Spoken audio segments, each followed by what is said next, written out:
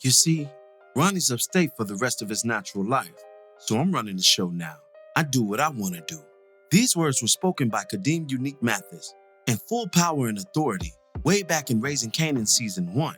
Undoubtedly the flyest gangster in the room, Unique moved with a suave, steady, and almost heightened air of heavy-handedness, one in which he ruled the South Side with until a series of circumstances and street politics alleviated him from his position and unfortunately cost him his life right in the middle of his resurgence. In this video, we'll eulogize the fallen Unique and remember him as he would have liked us to, as the coolest nigga in a brutal world and arguably the greatest epic since Power's original series. Before we begin, be sure to hit the like button, subscribe, and bell notification to immediately receive these videos. Also, big thank you to all of my channel donors.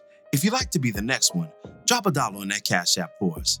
And lastly, a spoiler alert is now in effect for all things Power. Here we go. In episode 305, we witnessed something so shocking that it sent massive ripples throughout not just the Powerverse, but the viewing audience and popular thought at large. And that was the murder of Unique at the hands of his brother.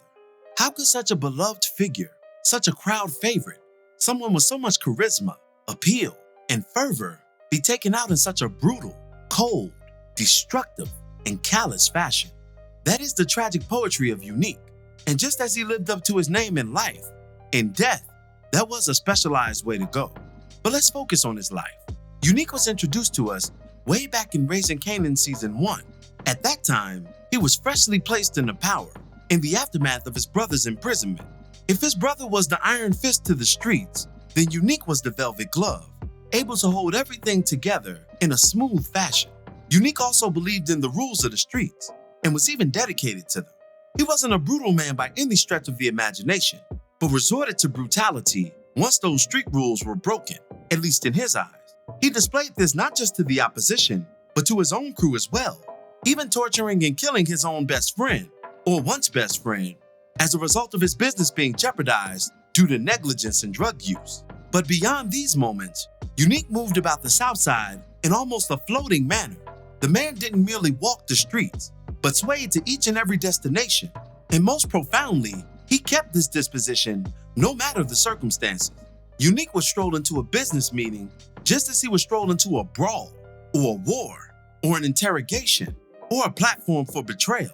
Unique's only goal was to maintain order on the South Side, and even more so, supremacy, order in his own name by his own volition. That order was threatened when Rock's young son decided he wanted to enter the game and foolishly broke a variety of street codes that intensified the war between Rock and Unique. Or should I say, intensified simmering tensions, because they weren't always at each other's throats, right?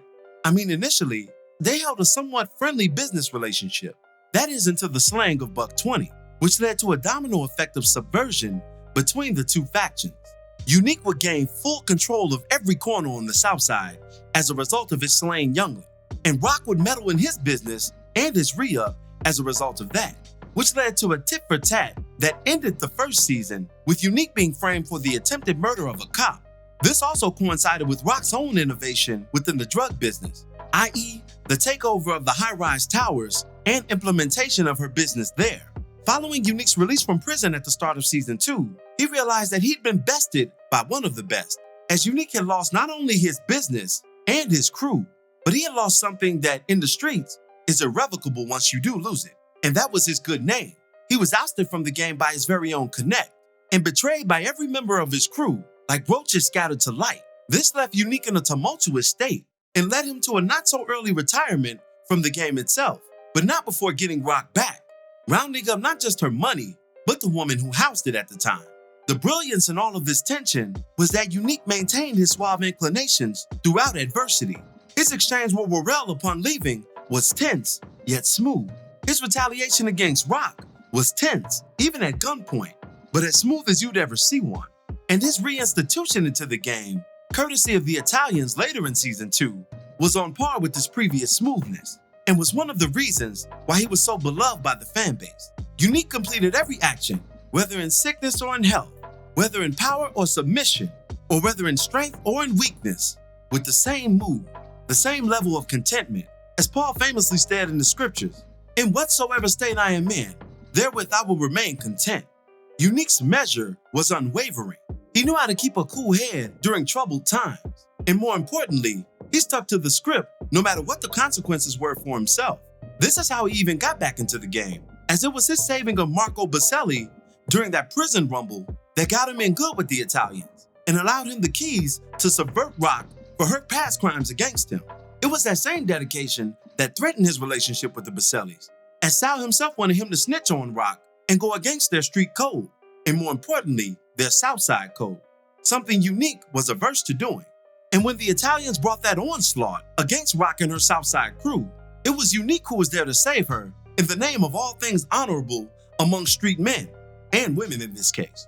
This one act, and Unique's respect for Rock throughout their many quarrels, led to a brief romance between the two, and even, dare I say, love affair, as Unique alluded to with his first drug meeting with the Asians. As one man said to another, "We can't help who we love," and Unique responded in kind with, "Ain't that the truth?"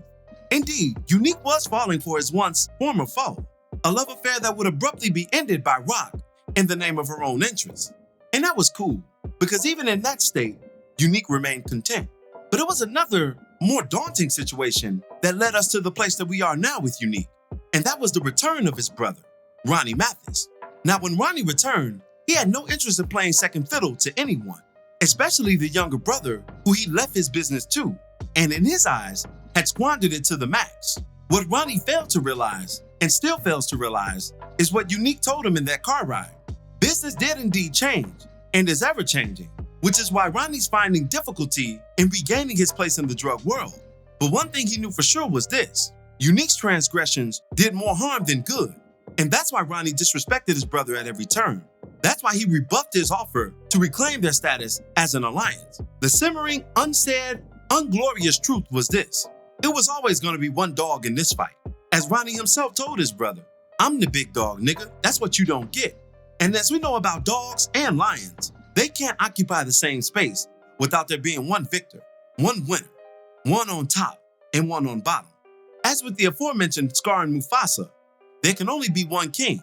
And so the two brothers conducted an impromptu battle royale for street supremacy and respect, one that Unique did win in the early rounds, but subsequently lost in the final round.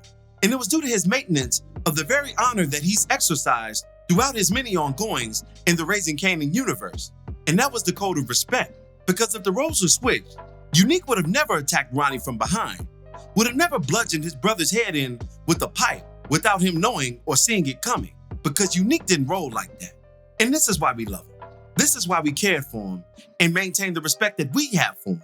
And inversely, this is why we have the hatred for Ronnie that we maintain, because he's a conniving, backstabbing, backbiting, double-crossing, disloyal, fool-ass, bitch-made punk.